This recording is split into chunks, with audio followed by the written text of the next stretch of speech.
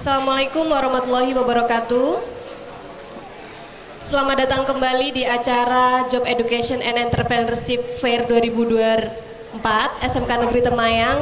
Jadi pada podcast kali ini kita ada 3 tamu ya Bu Anis. Ya. Perkenalkan. Jadi saya perkenalan dulu, nama saya Hanif Mutiarasti bersama rekan saya Anis Rahmawati. Terima kasih Bu Hanif. Jadi pada episode kali ini kita akan membahas tentang peluang karir dengan perwakilan dari dunia usaha dan dunia industri.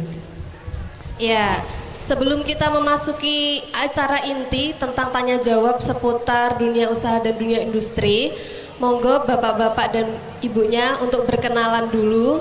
Mungkin dimulai dari ibunya. Ladies first, nggih, betul Ibunya atau sekali. mbaknya mungkin? Oh, mbaknya aja. Mbak, masih muda nggih, Mbak. Biar lebih akrab Mbak aja kalau gitu. Nggih, siap. Assalamualaikum warahmatullahi wabarakatuh. Selamat pagi untuk rekan-rekan semuanya di SMK Negeri Temayang. Perkenalkan, saya Mbak Eksi dari PT Biliet Indonesia yang berlokasi di Kabupaten Lamongan. Di sini saya mewakili PT Biliet Indonesia, ingin menjelaskan sedikit Bu nggih. Jadi PT Biliet Indonesia itu industri alas kaki, sepatu olahraga. Kami perusahaan modal asing dari Taiwan. Saat ini untuk karyawan kami ada sekitar 4.300 orang. Kedepannya untuk peluang bagi teman-teman yang hari ini ikut job fair, mungkin untuk penyerapan tenaga kerja kami masih sekitar 500 di perusahaan saat ini, dan kami akan segera membangun plan kedua yang di situ untuk kebutuhan tenaga kerjanya kurang lebih 5.000. Dari saya cukup, perkenalannya bisa dilanjutkan dengan teman-teman yang lain. Terima kasih. Wassalamualaikum warahmatullahi wabarakatuh. Waalaikumsalam. Oke, terima kasih Ibu dari perwakilan PT Biliet Indonesia. Mbak, maaf nggih. Yang PT Biliet ternyata membutuhkan karyawan yang sangat banyak gitu nggih ke depannya karena akan membangun cabang baru begitu nggih. Berikutnya narasumber yang kedua, ini tidak asing, dulu pernah jadi anak saya. Karena dulu saya pernah jadi wali kelasnya Mas Zenggi. Alhamdulillah Mas Zenggi termasuk ya salah satu karena ada banyak lulusan dari SMK yang sudah sukses gitu ya. Kalau saya sudah kenal Mas Zenggi ya, tapi Bapak Ibu yang lain kan belum kenal. Jadi monggo kenalan dulu Mas Zenggi. Ya baik, terima kasih pada kesempatan hari ini saya diundang dalam acara Job Education and Entrepreneurship Fair 2024. Perkenalkan, nama saya Hengki Kanata. Itu nama asli ya, Hengki Kanata. Mungkin nama Kanata ki nama opo kok iso Kanata. Kayak orang Jepang. Iya, tapi itulah pemberian dari orang tua, ibaratnya seperti itu. Nggih, tidak usah panjang lebar. Saya kebetulan alumni dari SMK Negeri Temayang ini tahun 2010 ya, ya Bu ya. Kok saya lupa ya? Mas. Sudah lama sekali. Jadi saya berasa tua kalau seperti ini Mas. Iya, 2010. Nah, masih muda banget ya. Terlalu apa ya? Alhamdulillah seperti itu. Ini saya kebetulan alumni 2010 ya, seperti itu. Di sini setelah alhamdulillah saya lulus sekolah Bu ya, itu saya memberanikan diri untuk menciptakan usaha Bu. Seperti itu. Lah seperti itu, alhamdulillah di rumah saya punya usaha itu yang diberi nama mungkin sudah tidak asing bagi teman-teman yang mungkin domisili Bubulan, itu bernama HKG Multimedia. Di situ kami HKG Multimedia itu apa? Di situ kami banyak sekali Bu yang kita rangkul di situ. Dari yang satu HKG itu Hek Lilo Kreatif Grafik, yang multimedia itu dari segi percetakan yang pertama. Terus yang kedua, kebetulan di situ kita ada lagi satu yang sekarang menjadi inti dan alhamdulillah mungkin apa ya, mungkin ujung tombak usaha kami, yang itu adalah HKG Wifi. Alhamdulillah kita juga ada usaha lagi, yaitu di bidang Wifi internet, yaitu ESP. Alhamdulillah kami bergabung di Metro, yaitu dari PT Global Media Data Prima. Terus yang ketiga dari HKG punya anak usaha lagi, yaitu HSE. HSE itu adalah HKG Smart Education. Nggih, alhamdulillah itu adalah kursus komputer, Bu. Alhamdulillah sampai saat ini kita punya sekitar 65 murid didik. Alhamdulillah, luar biasa perkembangannya. Untuk apa itu? Pelatihan komputer di HSE. Yang terakhir, yang keempat itu ya kita ada seperti kafe Lilo seperti itu. Berarti kita ada 4 usaha ya, alhamdulillah. Luar biasa. Bulan itu berkembang semua seperti itu. HKG.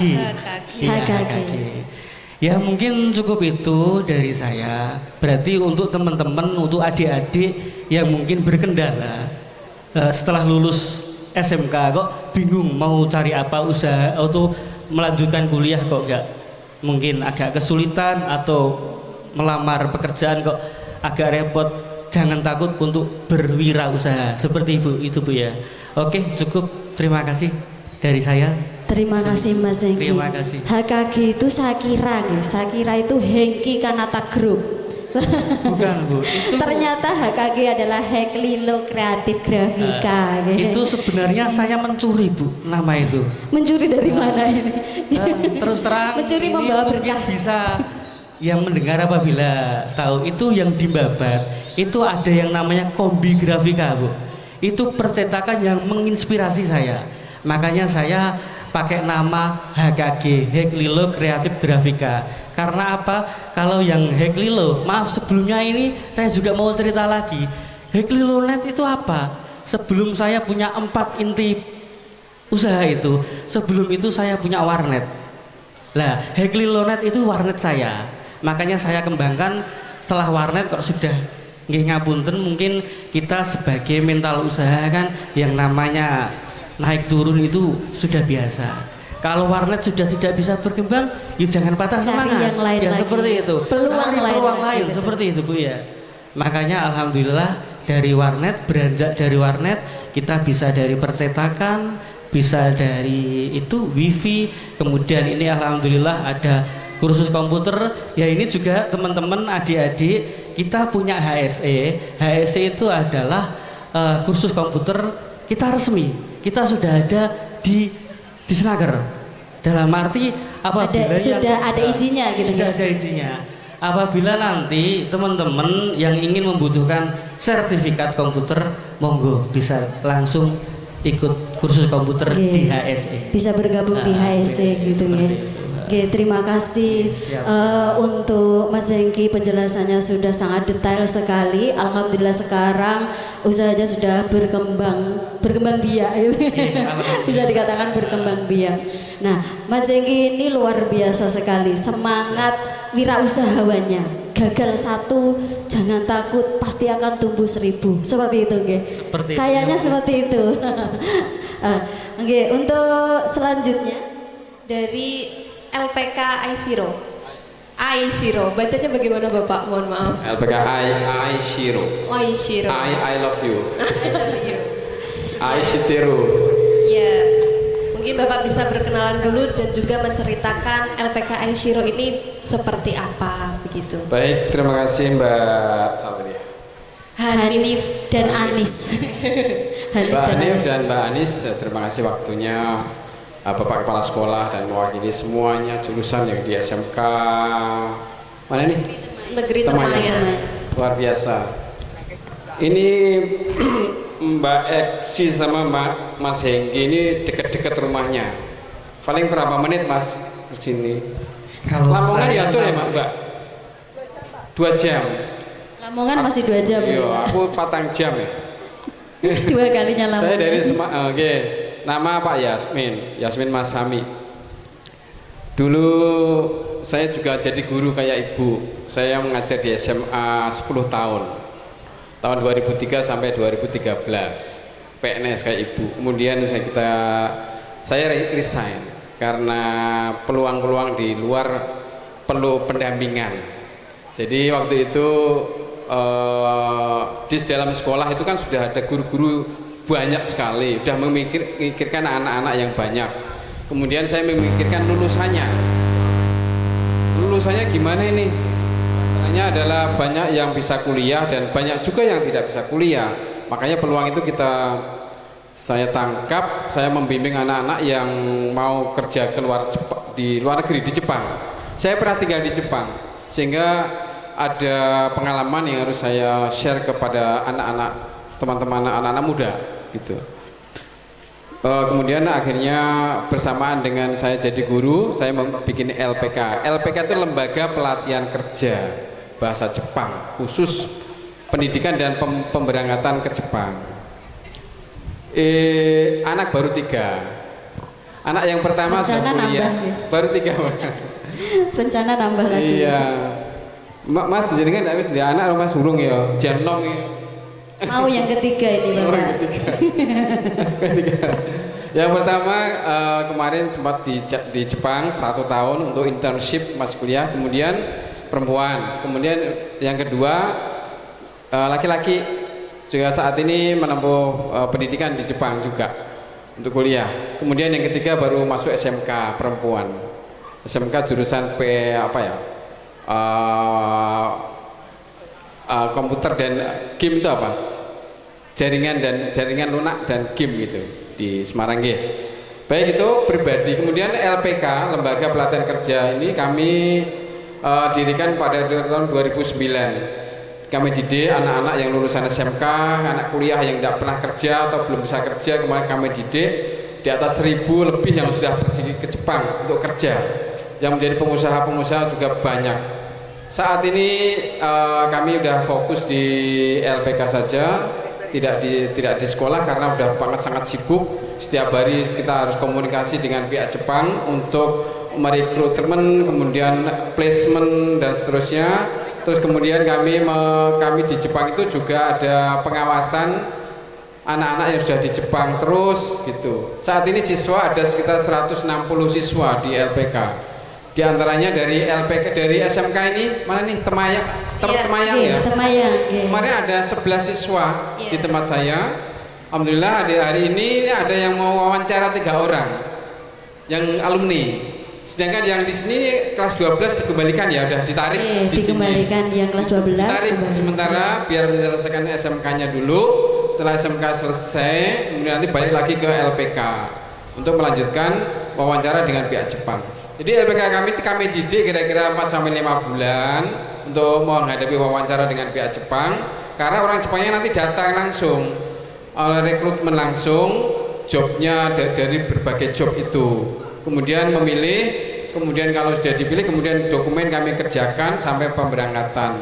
Kontrak 3 tahun sampai 5 tahun, gaji per bulan kira-kira 15 juta. Di gajinya diberikan semua, tidak ada potongan-potongan ke LPK kayak PJTKI. Bahwa kami adalah LPK Lembaga Pelatihan Kerja, bukan PJTKI. Untuk Hongkong, Singapura dan seterusnya bukan, tapi kami khusus Jepang saja.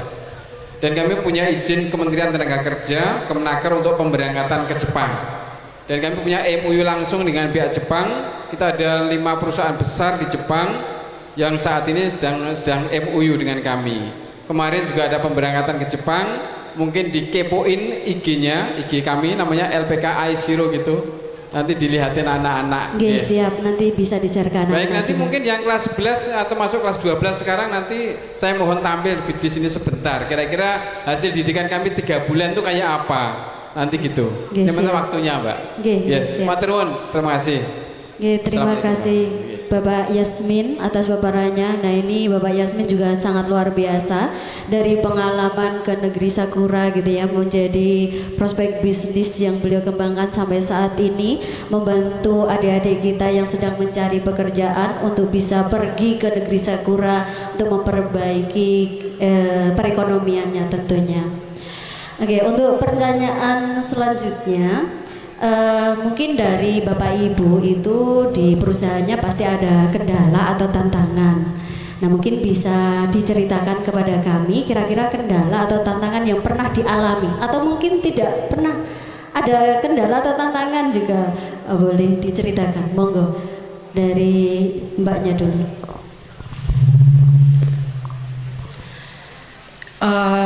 Ini kendalanya dalam hal ketenaga kerjaan ya Bu ya. Oke. Jadi kalau dari kami itu memang sebenarnya bukan dari kami saja sepertinya, ini sudah isu umum gitu loh. Maksudnya di mana-mana udah jadi tren nih berita ini terkait dengan Gen Z. Ya kan? Jadi bukan kami aja, sepertinya semuanya juga sedang bermasalah dengan Gen Z. Mungkin masalahnya bukan Gen Z-nya mungkin ya, kami aja yang kurang bisa mengikuti perkembangannya anak-anak Gen Z ini gitu. Tapi mungkin di sini ada pihak-pihak yang bisa membantu, salah satunya dengan sekolah. Pihak sekolah adalah apa ya, penghubung lah sebelum siswa itu masuk ke antara bekerja, kuliah atau berwirausaha seperti Pak Hengki. Jadi sebagai penghubung harapannya, kalau kami cuma satu Bu, minta tolongnya ya, kendalanya itu mungkin nanti Bapak Ibu guru bisa bantu kami untuk menyampaikan bahwasanya dimanapun itu, yang penting nomor satu attitude, yang kedua etos kerja. Terserah mau kamu Gen Z, generasi milenial atau siapapun, sebenarnya kalian sama aja gitu loh. Cuman memang beratnya di Gen Z ini karena semuanya sudah tersedia. Ketika mereka lahir semuanya sudah tersedia, jadi serba gampang. Sedangkan mungkin perusahaan atau badan usaha atau industri itu punya peraturan yang mungkin kurang bisa diikuti sama alumni-alumni atau mungkin siswa-siswi Gen Z ini. Di situ ada gap. Nah, tapi dua hal tadi mungkin bisa ditekankan ketika nanti setelah lulus sekolah kamu mau bekerja, mungkin dua hal itu saja, attitude sama etos kerja. Kalau dari kami sih kendalanya cuma itu, yang lain belum ada. Aman. Terima kasih. Berarti tantangannya ini hampir sama dengan kita sebagai Bapak Ibu guru setelah pasca corona, sama saja pasca corona. Iya. Ya. Luar Kita biasa. masuk generasi Z ya, Gen Z, untuk tantangan attitude-nya mereka kita benar-benar ekstra juga Bu. Gurunya ya repot ternyata. Iya. Jadi kita harus memang bekerja sama, sama-sama bekerja sama dari pihak sekolah juga maupun dari dunia usaha dan dunia industri. Karena terkadang sekarang di dunia industri kan yang dibutuhkan memang attitude mereka. Soal skills kan memang bisa dipelajari begitu ya. Iya, jadi kalau memang dari segi skill kita semuanya pasti di dunia usaha manapun masih ada training gitu loh. Tapi kalau attitude dan etos kerja itu kayak harus ditanamkan benar-benar gitu. Betul sekali. Ya, ini mungkin untuk para peserta didik yang mendengarkan podcast ini nantinya bisa dilihat di YouTube juga, bahwa yang terpenting adalah attitude serta karakter yang harus dimiliki oleh anak-anak. Oke, dan etos kerja juga harus disiapkan. Kalau untuk Mas Hengki bagaimana Mas tantangannya berada di dunia industri usaha, wirausaha, ya bagaimana? Siap, baik, terima kasih ya. Mungkin kalau di dunia usaha lebih spesifikasinya gini, kita banyak sekali tantangannya Bu. Dari pertama saya merintis usaha itu bagaimana saya itu menciptakan kepercayaan konsumen terhadap saya, itu yang paling penting. Karena apa? Kalau nanti konsumen itu percaya sama saya, ya alhamdulillah ya sampai seperti ini, sampai bisa di titik seperti ini. Konsumennya akan mendekat gitu Mas. Seperti itu. Lah seperti itu. Yang kedua itu yang saya kesulitan di dalam, kalau misalkan alhamdulillah ini usahanya sudah mulai berkembang ya, ibaratnya sudah berkembang. Itu yang kedua itu menciptakan maksudnya menciptakan SDM-nya saya, SDM yang bekerja di saya. Ya seperti tadi, bahwa memang benar sebenarnya kalau misalkan kalau kita skill pekerjaan memang dipelajari, tapi pada dasarnya ya nanti kembali lagi ke anak-anak itu untuk apa yang sesuai harapan kita, pelayanan yang harapan kita itu sulit. Berarti terkadang itu kita menciptakan, ibaratnya menciptakan teman-teman yang bisa menguasai skill pekerjaan seperti kita itu sulit. Yang kita harapkan itu sulit seperti. Nah, bingung ya gitu.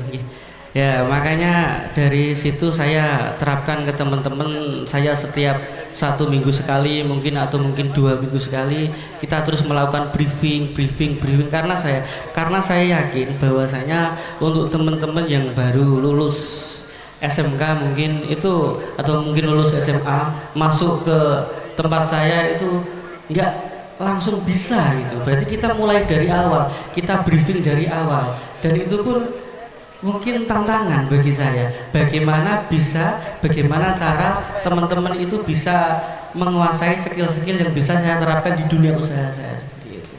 Dan ya alhamdulillah ya sedikit demi sedikit akhirnya mereka ya dengan adanya pendampingan kita setiap dua kali semacam training gitu.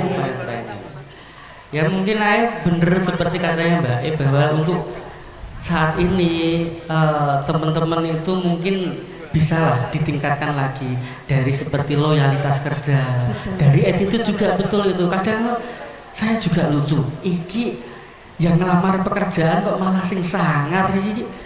Seperti attitude ya ada kayak gitu mau diterima. Gimana? Ini kok kurang sopan, apa diterima kalau kita kesulitan cari pekerjaan. Makanya dia agak bingung apalagi di tempat saya itu kan lokasinya kan lokal kan, bukan mungkin tempatnya di perkotaan atau di apa. Mungkin ya untuk anak-anak lokal itu juga ada sedikit tantangan bagi saya bagaimana cara mendidik mereka itu bisa sesuai harapan saya seperti itu. Terima kasih Mas Hengki. Ya di Mas Hengki itu kan ada lembaga pendidikan komputer ya Mas ya. Nah saya tertarik ingin menanyakan kira-kira anak usia berapa yang minimal yang bisa belajar di Mas Hengki? Baik, terima kasih. Bisa saya jawab. Gini untuk di saya, untuk LPK yang ada di LPK HSE ya, HKG Smart Education itu kita bisa mulai pendidikan itu mulai dari SD bisa Bu. Mulai dari SD ya? Cuma gini, kalau mulai dari SD, yang SD itu kami tidak bisa memberikan sertifikat. Akhirnya kita bisa memberikan piagam penghargaan tadi. Karena apa ya? Mungkin kualitas untuk anak SD belajar komputer dipaksakan seperti apa tidak akan optimal seperti itu.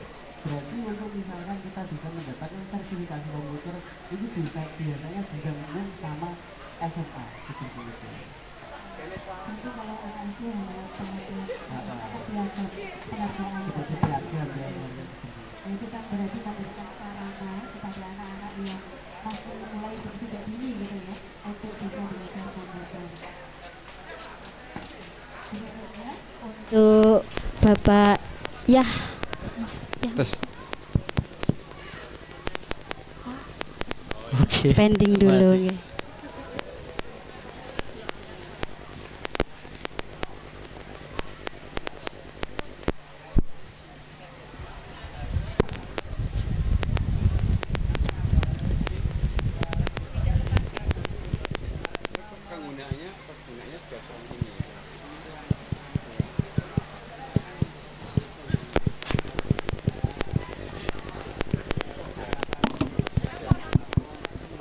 Cek.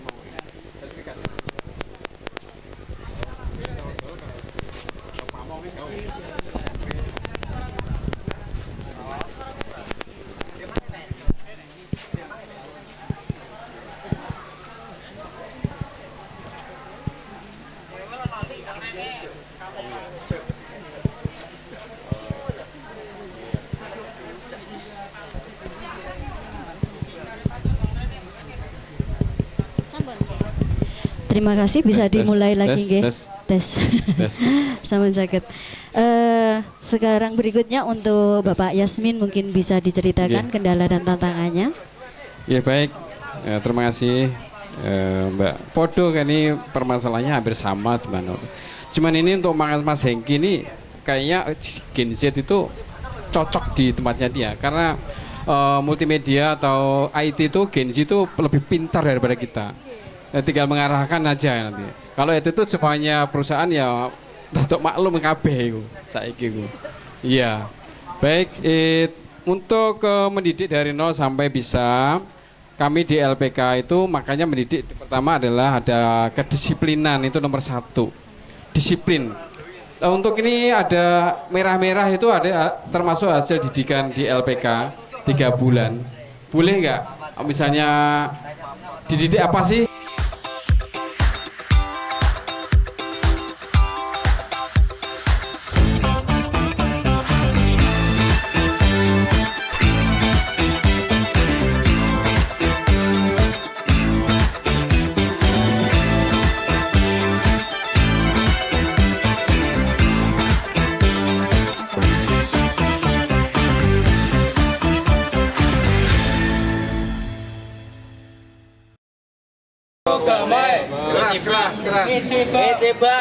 Keras. Isoko mamori mas. Taati peraturan. Mentaati peraturan. Nibang. Isoken me gambari mas. Berusaha dengan keras dan bersungguh-sungguh. Sanba. Imas kiki mas kanggai mas. Melihat mendengar berpikir. Yon bang. Saya Satsuna Koto Memosi mas. Mencatat hal-hal yang penting. Go bang. Aisatsu si mas. Memberi salam dengan riang dan bersemangat. Roku bang. NGO si mas dambari maseng. Berusaha dengan keras dan bersungguh-sungguh. Nana bang. Jikanu mamori mas. Tepat waktu. Ya, seperti ini kira-kira ya. Mic-nya pas mati. Nomor satu diulangin tadi apa? Ya. Tepat waktu. Apa saja? Tepat waktu itu apa saja? Masuk kelas sore dan mengerjakan sukudai atau PR dan mengumpulkan HP. Tepat waktu. Ya. Selama pelajaran ini nggak boleh bawa HP. Jadi pagi dikumpulin, sore baru diberikan sore. Gitu. Yang nomor 3 tadi apa? Kiki mas kanggai mas. Ya, artinya Melihat, mendengar, berpikir. ya, maksudnya gimana? Oh alah ya. Nah, jadi kalau ada masalah dilihat dulu, dilihat dulu, kemudian ya dan seterusnya itu diulangi. Sambang. Kiki mas kanggai mas. Ya. Melihat, mendengar, berpikir. Ya. Kalau ada permasalahan dilihat, didengar, kemudian berpikir maksudnya apa. Jangan asal langsung di replay. Paham ya? Kamu ini sambil ya Bu, sambil tunggu listrik ya. Enggak apa-apa toh. Ini suaranya kan gede-gede nih. Mohon maaf ya. Manfaat gimana, Jongbang? Saya Satsuna Koto Memosi mas. Ya, maksudnya gimana? Mencatat hal-hal yang penting. Misalnya contohnya apa? Jika diberikan materi atau disuruh mencatat, harus dicatat hal yang penting. Ya, kalau pas ada pembicaraan misalnya dan seterusnya, kalau punya hal-hal yang baru maka harus dicatat. Maksudnya apa? Dicatat gitu. Hal yang penting dicatat, tidak hanya didengarkan doang, tapi dicatat. Ya. Yuk, Bang. Gobang, Aisatsu si mas. Memberi salam dengan riang dan bersemangat. Ya. Berikan salam pada kapan? Pada saat bertemu sensei. Pada ketemu orang lain. Pada sensei, pada gurunya, pada teman. Dengan semangat. Contohnya gimana kalau pagi? Ohayo gozaimasu. Siang? Konnichiwa. Malam? Konbanwa. Ya. Kalau ketemu lagi, pagi ketemu, sore siang ketemu lagi apa? Otsukare sama des. Ya, membungkuk. Dengan membungkuk namanya ojiki. Lanjut, Roku Bang. NGO si mas dambari maseng. Ya. Berusaha dengan keras dan bersungguh-sungguh. Ya. Ulangi itu artinya NGO Henjo si mas Dambari Maseng. Ya, membalas. Berusaha dengan keras dan bersungguh-sungguh. Ya, Dambari Maseng. Jadi kalau sebenarnya itu apabila ada sesuatu jangan diam saja, tapi dijawab dengan jujur gitu. Ya, yang mana bang? Nana bang, jika mau mas tepat waktu. Sudah ya. Jadi di LPK itu dimulai jam 8 Bu. Ini kalau pagi ada namanya jogging. Jogging dimulai jam berapa jogging? Setengah 6 sampai jam 6. Jadi setengah jam harus setengah jam. Jogging untuk mengangkat semangat dan saraf-sarafmu, kakimu itu semuanya bergerak kabeh. Ben biasa bangun pagi gitu. Kemudian jam 8 kurang 10 harus sudah full. Persiapan pembelajaran ya. Ada briefing namanya sore, briefing pagi. Kemudian